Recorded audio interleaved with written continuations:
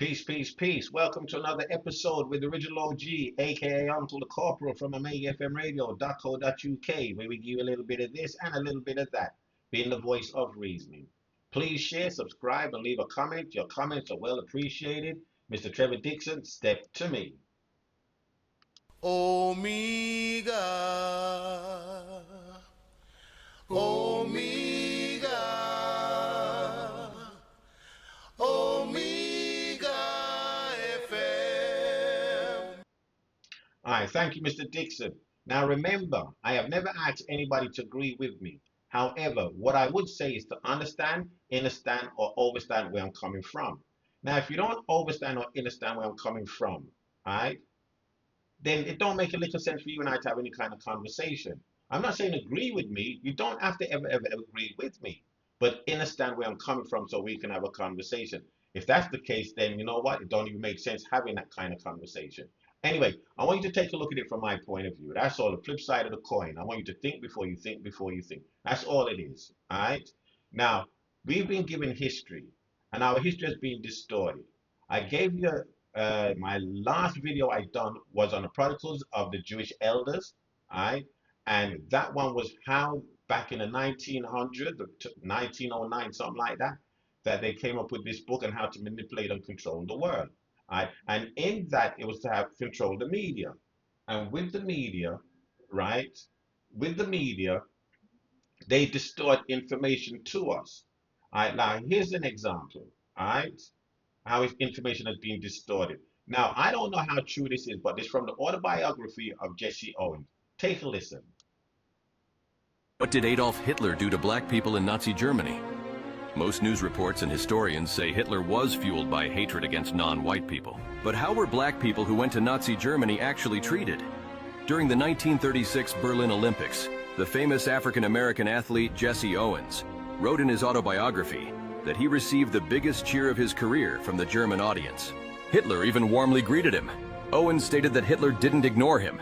It was President Roosevelt who did, not even sending him a telegram. Owens also mentioned that while in Berlin, German people often stopped him in the street to congratulate him on his achievements. What did Adolf Hitler do to black people in Nazi? All right, so from the information we've been given from time immemorial, all right, is that Hitler, the Germans, did not like black people. Apparently, from the information we've been given out of Jesse Owens, that's not true. So information has been distorted from the giddy up. All right. Now take a listen to this. Usury is the worst of all crimes, but you wouldn't look at a place like Germany, because all we know about Germany is what they told us about Germany. Mr. Evil, Hitler. Yeah, right, okay. Nothing to see there. Yeah, there is something to see there. Germany was on its knees in a worse position than us. Way worse. Their money was worth nothing. It took a wheelbarrow of Deutschmarks to buy a loaf of bread. Germans were starving. 6 million unemployed, 2 million homeless. You could go to Berlin and buy a mother and daughter for sex. Bestiality was going on. Lesbianism and homosexuality. All of that was going on. In 1933, a man named Adolf, and this is where I gotta say it, there's a lesson there. This is why I say it. As Jesus said, "And ye shall know the truth, and the truth shall set you free." In 1933, Judea declares war on Germany. Adolf Hitler was the only popularly democratically elected leader in all of Europe. Winston Churchill wasn't. None of them were. He's only just come to power in a coalition government. Judea declares war on Germany. 14 million Jews of the world unite calling for the destruction of Germany. How many people know that? That might be relevant. That might be relevant. If Judea declares war on Germany, that might be relevant. Did Judea declare war on Palestine? Oh, they say Hamas. What are they doing? They're genociding my family over there. The same Judea, the Jewish state of Israel. We're not allowed to say that.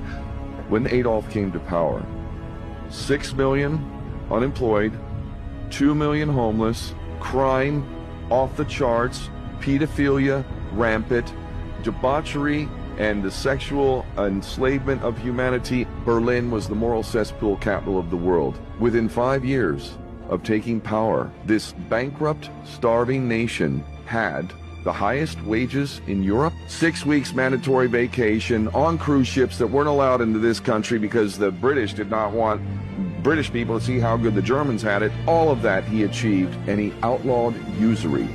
Adolf Hitler outlawed usury. You know who else did that? Oh, a guy named Muammar Gaddafi did that. Oh, shit, something bad happened to him. John F. Kennedy did. Oh, shit, he got shot in the head too.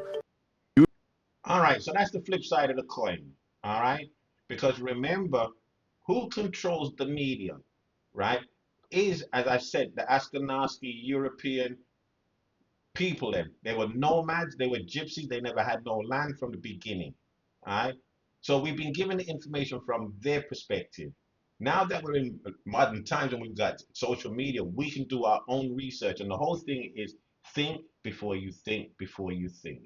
All right, they've distorted a lot of information. Now, here's another one, the swastika.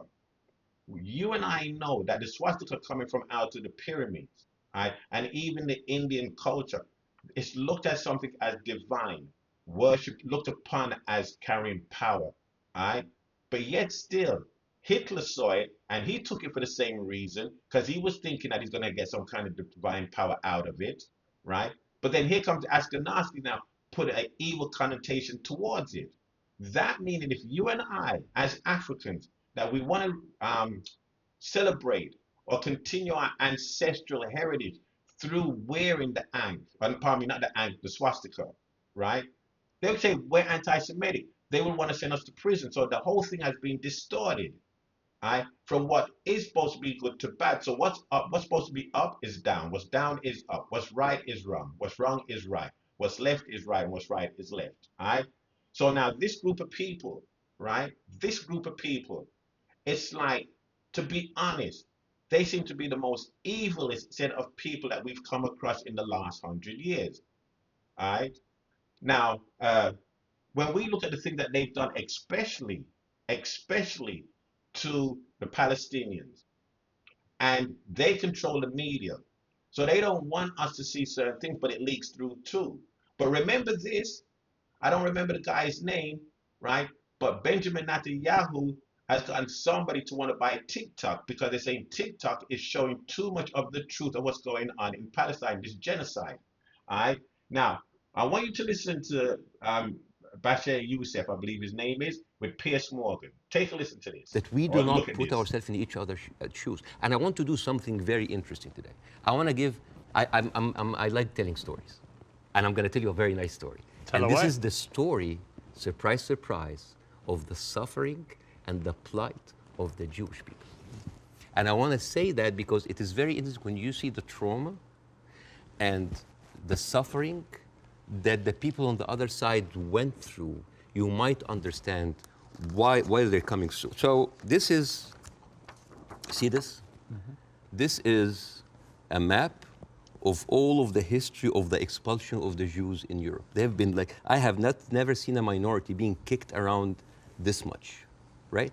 And of course, this comes back to the, the whole idea about the original sin, that you have betrayed Jesus Christ. The blood of Jesus is on your hands. And then comes the 11th century. At that time, Jewish people were not allowed to own land. They were just peasants. Even some of the professions they were not even allowed to participate in. But they were allowed to do one thing, usury, money lending, because it was prohibited by the Catholic Church to engage into that. So what happens when you work in money? You get richer, right? And those Jews lived in ghettos. Now, ghettos was not just like isolated neighborhoods in cities. Sometimes ghettos were outside the city. This is like how isolated they were. And in those ghettos, they have to pay gold to the mayor or the governor or the prince or the noble. So they would see, you're getting richer. I need more taxes. So they pay tax. What happens when you have a business and they increase your rent? You increase your service, increase the taxes. So what happened? The Christians started to default. And suddenly, the image of the greedy Jew was created. Shylock, Merchant of Venice. If it will feed nothing else, it will feed my revenge. Like never did I see a creature I can't remember that. Never did I saw like a creature that looked like a man so keen and greedy. Confound of a man. English. I messed it up. Anyways, but this is was the image. Greedy Jew, the greedy Jew. This was created because of their conditions. And it became worse in 1095, when Pope Urban II called for the first crusade to go and save the birth of Jesus from the unbelievers Muslim. And you know, this crusade did not kill a single Muslim. You know how many people they killed? 2,000 Jews. Because it's like, wait, the non-believers are all over there. Why? So they went to it's called the Crusades of the Rhineland. So they went to the Jewish community because, hey, we own the money, so let's kill them better than paying them. And then came the plague. And then all of the things like, oh, they're killing babies, who would do that to a baby, you know? And they accused them of poisoning the well. This was the kind of oppression that the Jewish people went through. Fast forward 19th century, there was like the Eastern Jew in Ukraine and Russia, and there was the Western Jews in Europe. Those people in the Eastern Jews had to immigrate because there were pogroms and they were like, you know, kicked out. And at a certain point, the people in the West, especially in England, it's like, there are too many Jews. We need a solution. The solution for what? For the Jewish problem. So it's like we need to get rid of them. And you know what? Palestine was not even in the A list. Palestine was in the B list. Because England proposed 6,000 square miles in Uganda for the Jews, 1903. And the reason why Palestine was not on the list, that it was objected by a lot of rabbis that said, like, it's a promised land, but only when the Messiah comes. But there were other options: Argentina, South Africa, Uganda, Madagascar. And eventually they said, all right, let's do Palestine. So they went to Palestine in 1914. There was 700,000 people living in Palestine, 3% were Jewish. 1917, Balfour Declaration. Arthur Balfour, he called the Jewish people in England that they are alien and hostile race. And the thing is, the only Jewish member of the parliament, of the English parliament, Lord Montague, he objects, like, these are British citizens, we should not kick them out. So they pushed them, but it was not going fast enough. Came the Nazis. And then it was not about the solution anymore. It was the end losing, the final solution by Hitler, because he needed an answer for the Jewish question, the Judefrage. And then, as you see, the Holocaust happened, the most orchestrated, industrialized, horrible genocide in our modern time. 6 million Jews died. So it accelerated, and they went. First of all, they left Eastern Europe, and they went to West Europe, and they went to America, and they were turned down, and they were pushed towards Palestine. So by 1948, right before the declaration of the State of Israel, there were 2 million people living there. Only 30% of them was Jews. So the whole idea of like a land without a people to a people without a land was a marketing thing. They were already Palestinians. So suddenly, from our perspective, the Jewish problem is not a Jewish problem, is not a Middle Eastern problem, is not an Arab problem, it is a European problem. It was pushed on us together with the guilt, because now we are the anti-Semite. Now we are the Jewish hater. And not just that, they took land. So people look at this like, why are we even, we had a lot of refugees coming in. And during that, there was a lot of, as you know, Zionist militia, the Aragon, the Haganah, all of these people were killing Palestinians.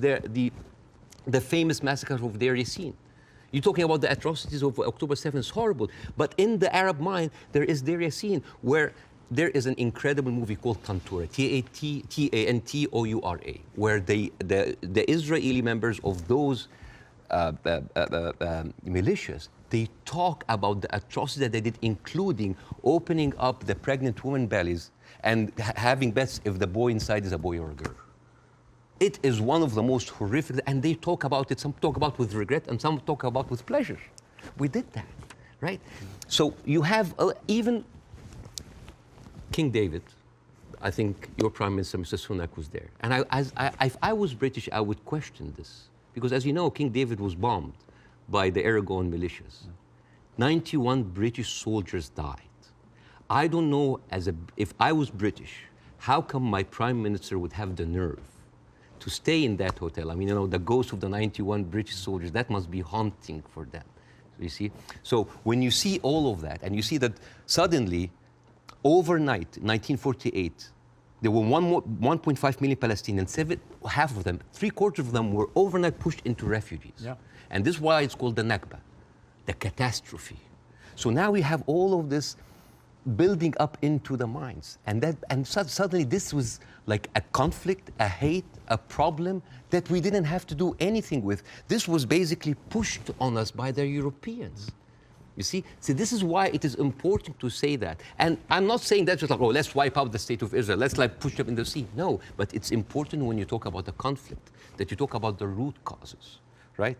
No, there was like a vibrant Palestinian culture happening over there. And right now they are erasing this culture. Suddenly I'm thinking of like Israeli feta cheese, Israeli hummus. Oh, that's an insult. Israeli hummus. Come on. I mean, take the land, but leave the hummus, man. I mean, come on. Okay, so you heard that, all right? And the question still comes back around, why do the Palestinians have to pay the price for what the Europeans done to the Ashkenazis? Inquiry minds would like to know. Also, I'd like to know, how did they become a race of their own? Because now they're being labeled as a race. And from what I know of going to school and taking up biology, you only had but three races: Caucasoid, Mongoloids, and Negroids. All right. Now I know they don't look like no Mongoloid, they don't look like no Chinese, and I know damn well they don't look like no Negroids, because they don't look like me. They ain't got hair like me, so they have to be Caucasoids, right? And if they're Caucasoids, then who are they kissing cousins? The Germans, the British, everybody that you can name from out of Europe. All right. Now, so they've been distorting the information, telling us a whole bunch of lies. I want you to listen to this African scholar. I guess he's a scholar, but take a listen to what he's got to say. Told me, Exactly. they said when the Holocaust happened, we allowed them to come because they were facing pain and we wanted to make sure they had a safe place where they were safe. Now, how could they come and try to do this to us?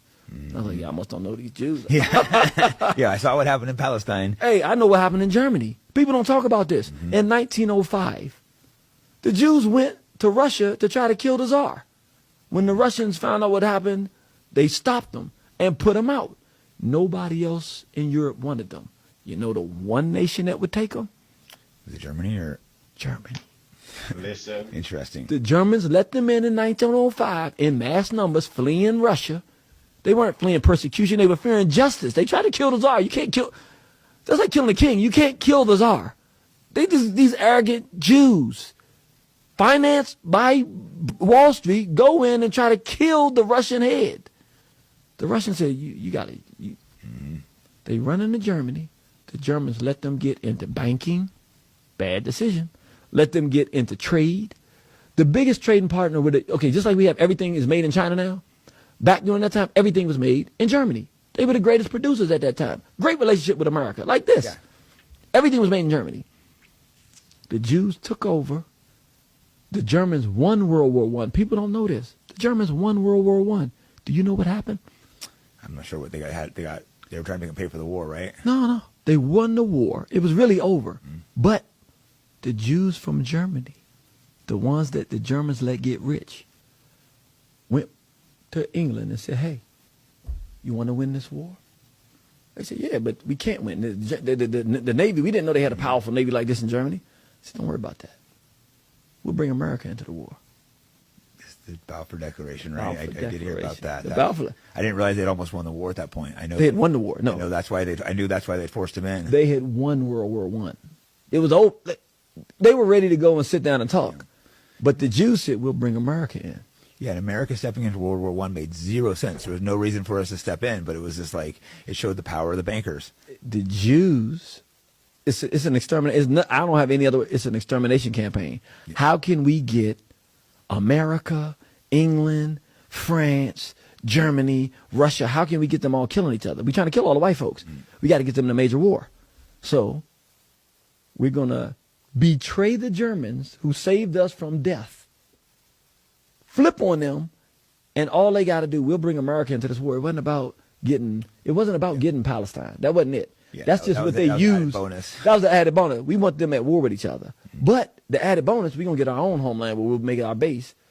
They told them, just give us Palestine as our homeland, and we get it. Yeah, land that wasn't theirs to give. You know what they told? All right, so that's the flip side of it.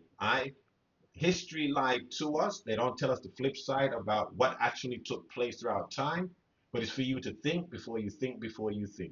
All right, I'm not going to really beat this up, to be honest. All right, now, next thing I'm going to really talk about real quick is why, as this little place called Israel has so much power over the world, because we know their kissing cousin is the United States. All right. But the question is why that Israel could do anything and everything when and how they feel to do it. And the world is crying out. The world is saying that the Ashkenazis are prize of the world.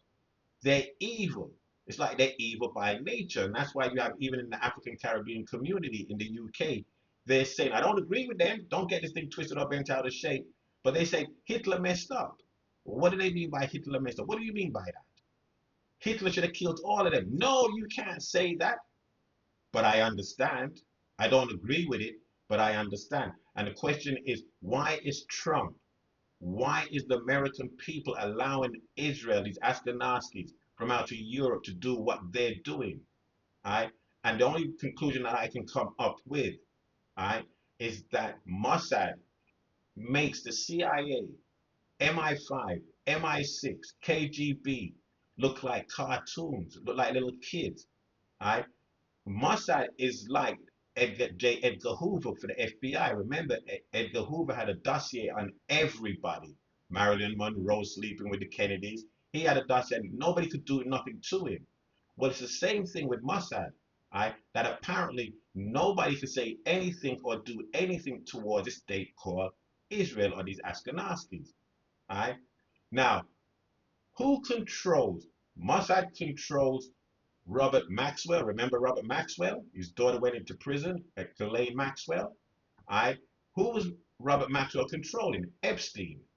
Right? Now, you know the whole story behind Epstein. Every day you look on the TV, you hear about Epstein. You know that Candace Owens, she's got her foot deep up into their butt.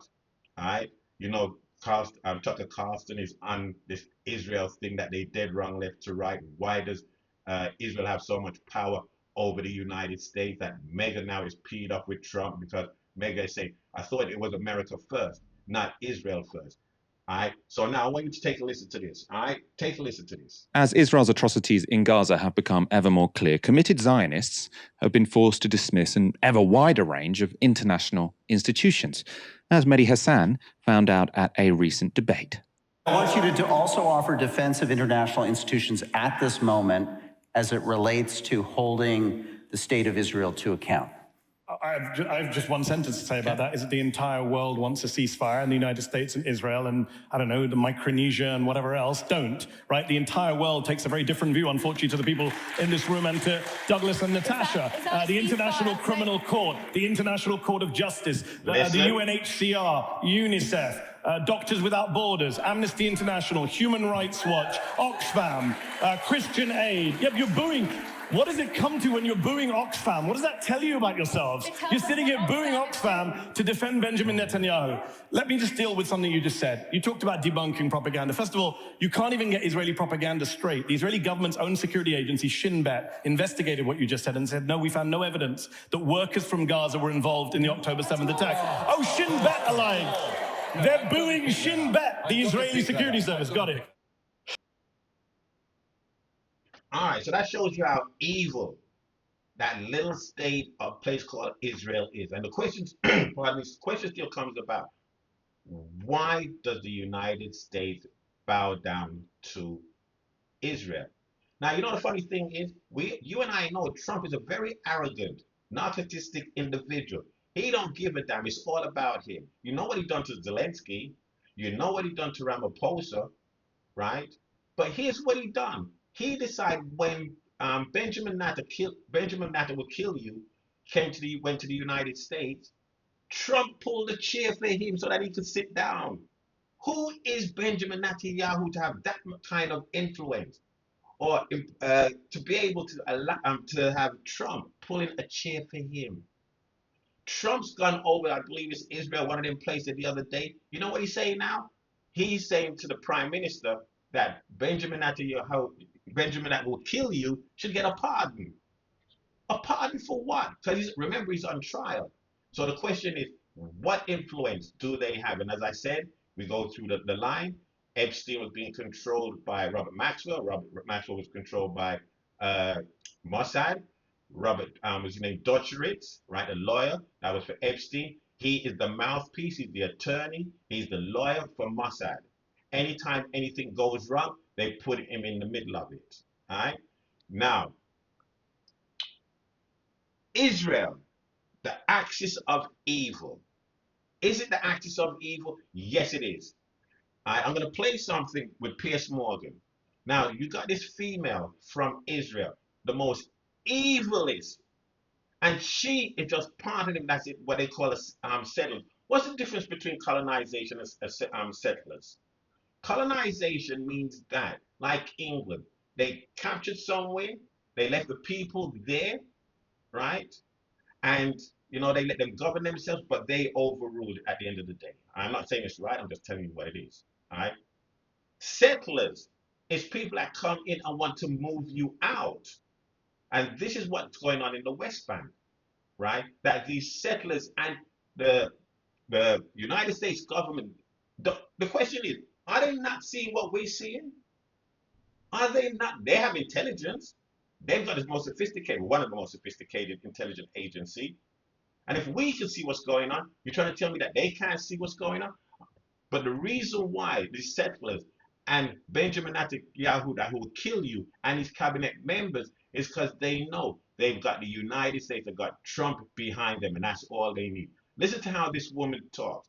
Very arrogant. Listen to her. She's evil. Evil. And that's why I said before, I've heard many black people saying that Hitler messed up. Remember what I said? I'm not co-signing it, not like that. But I understand when they said that Hitler should have killed all of them. I don't agree with it, but I definitely understand. This is the reason why. Take a look at this. And starvation spreading across the Strip. Conflicts between Israel and its neighbours, Iran, Lebanon and Syria, have narrowly avoided escalation so far, but the region remains on a knife edge. Here's how we've been covering it. We'll begin by talking to Daniela Weiss, the leader of the settler group Nahala. Well, welcome to you, Daniela Weiss. Thank you for joining me on Uncensored. Let me start by asking you, Mrs. Weiss, you're known as the godmother of the Israeli settler movement. Is your ultimate ambition for all Palestinians to be removed from the West Bank and Gaza? You ask if it's my what I want. It's not ambition. Ambition I put into positive things. I mean, when people have to move from one place to another, it's not a question of ambition. I think there is no choice now, especially after the massacre of the 7th of October. The Gazans finished their chapter of history in Gaza, and they will have the terrorists themselves will be killed in the attacks of the Israeli army, of Tzahal, and those who support them will have to go to emigrate to other countries, and I think as far as people who want to live normal life, I think the option to go to other countries in the world is a good option. But it's not a question of ambition. I have an ambition to settle Jews all over the vast areas of the land that was given by God to the Jewish nation. So this is my ambition. OK, but if I suggest that we carve out an area of Israel to put the Palestinians, we just slice off... let me finish. We slice off an area of Israel, and all the Israelis who currently live there have to leave and go and live in another country. Are you happy about that? Would you be happy with that? You have some psychological need to slice pieces of the tiny state of Israel? No, I'm just saying... What's this need? Listen, Gaza, as you know... Gaza, as you know... Well, hang on, let me finish. Gaza, as you know, is a very small territory. I'm talking about a similar-sized territory... Is what? Gaza is what? I'm talking about... It's a very small territory. Gaza is what? Gaza is very small. And I know. So I'm talking about taking... Indonesia... Hang on. I'm talking about taking... Africa is big. Let me finish. I'm talking about taking the Gazan people... the innocent Gazan people, not Hamas, but innocent Gazan people. And I'm talking about taking a piece of Israel and removing all the Israelis who currently live there and sending them off to other countries, and then you put the Palestinian people in that space in Israel. How would you feel about that? It's not a question of feel. It's not going to happen. Right. You're why would that be wrong? Why would that be wrong, Mrs. Weiss? Why would that be wrong? Because it failed. We left Gaza in 2005, and we were promised that Gaza will be Singapore. And I didn't believe in it. Are you listening? This woman is evil. And a whole bunch of the settlers over there in the Gaza Strip, not the Gaza Strip, the West Bank, they're evil. But many Israelis did believe in it. And it turned into hell. Upper hell, down, lower hell, hell. And I think no more experiments. We are not a laboratory. We are a nation that wants to live in the land that was given to us, to the Jews, by God. But you actually, There goes another thing. How did you get this land, which is an African land, North Africa, as God give it to you? Well, what about the people in Africa that don't believe in your God? What about the atheists, the agnostics, even the Satanists that don't believe in your God? How did you get it to be your God gave you that piece of land when we know you come from out of Europe? You came down there. There was no history of you being in this piece of land. We know it's Africa, Northern Africa, all right? Perhaps the Gazans don't want it. Yeah, so I don't want to be an experiment, a laboratory with experiments on the Jewish people. I just wonder, obviously you're outraged by the idea of Palestinian people taking the place of Israelis in Israel. And I understand that. But what gives you the right to then tell Palestinian people, innocent people, children, who've had nothing to do with Hamas, what gives you the right to uproot... Let me finish. To uproot those people from their homes and expel them in what would be ethnic cleansing, which is a war crime, as you know. They attacked Israel on the 7th of October. Yeah. They massacred Jews on the 7th of October after we evacuated Gaza for their benefit. What is not clear in what I say? If there is anything in what is so openly exposed that can be considered illegal. Well, you're committing war crimes. What is illegal in what I do? You're committing war crimes. Why? So you are speaking to me now. Yeah. You're giving so much time in your program to a person who commits war crimes. Yeah. Why do you do it? I'm holding you to account. What's the sense? I'm holding you to account for your war crimes. I'm telling you should stop your war crimes. I'm telling you have you have no right to displace millions of Palestinians and kick them out of their homes. You don't have that right. Morgan, you hope that through your program you will enhance the chance that I will be put to trial? Is this why you give me so much? Listen to how arrogant this woman is, because she knows that she ain't going to be put to trial, period. She can continue down there in the West Bank committing genocide. Much time in your program? Yeah, I think ultimately you should face a trial, yeah. You just interviewed a terrorist. All right, so that's evil. The axis of evil is England, right? England and the United States. And all that support Israel is the axis of evil, because what we know that's going on down there is evilness. And you would figure,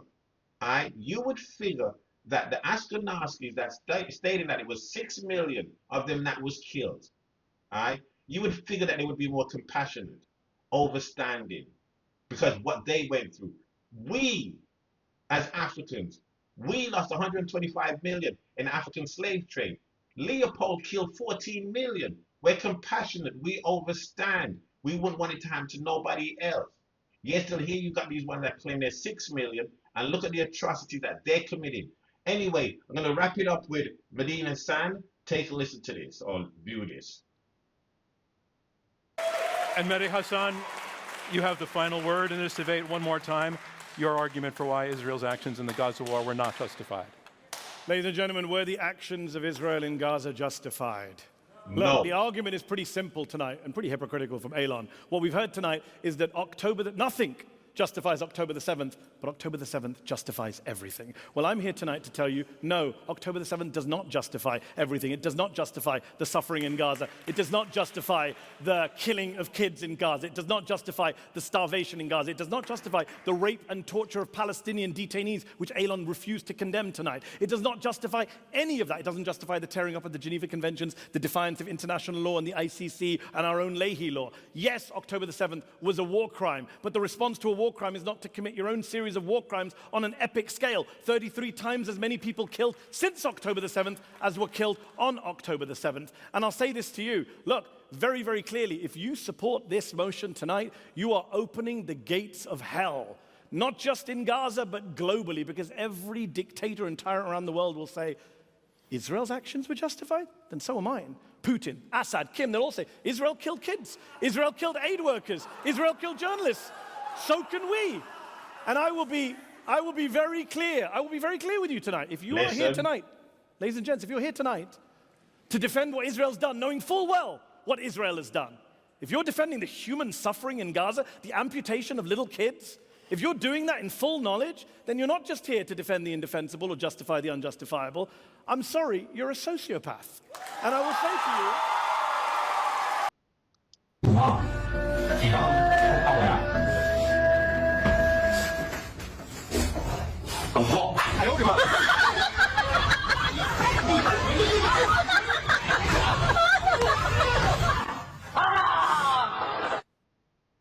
all right.